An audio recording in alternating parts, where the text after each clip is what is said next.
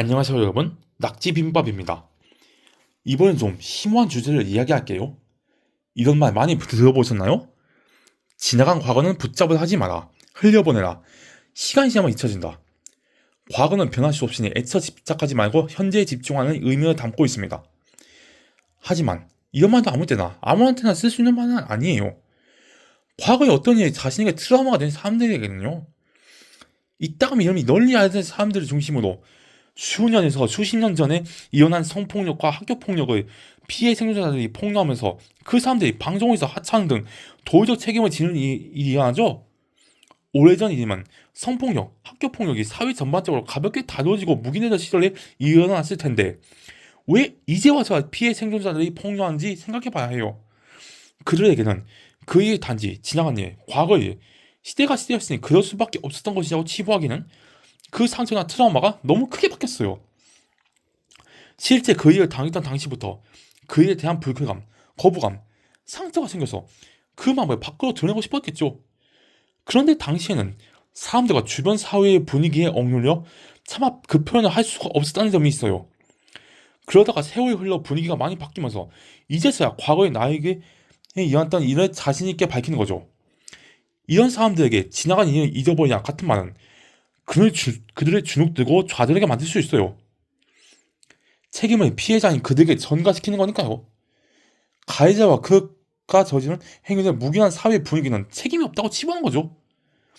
체벌에 대해서도 마찬가지입니다. 지금은 체벌이 사라진 지 오래된 것과는 별개로 체벌이 사회적으로 묵인되었던 시절에 일어났던 체벌에 대해 그 가해 교사들과 이를 묵인한 사람들이 최소한 도의적으로라도 책임을 지게 해야 돼요.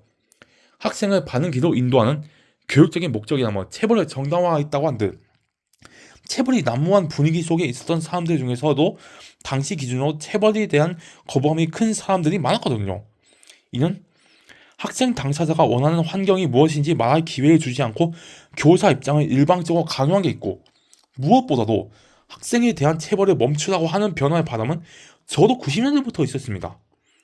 그런데 체벌을 옹호하는 부류에 있던 사람들이 이런저런 이유에 들먹이며 시대의 변화를 거부했죠.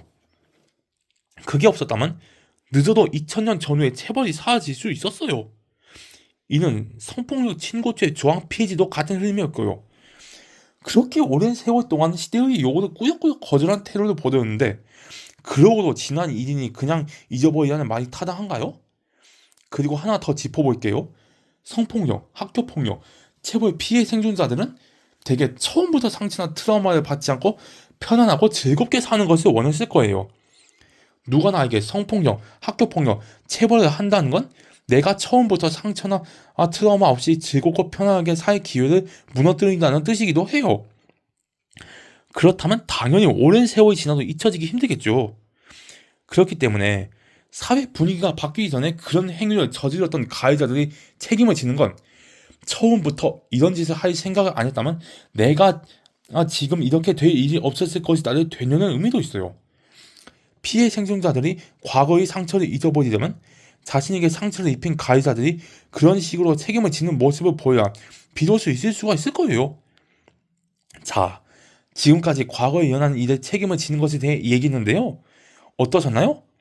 이 얘기를 듣고 옛날에 일어났던 폭력 행위의 피해자, 가해자를 보는 시각이 조금이라도 달라지셨을까요?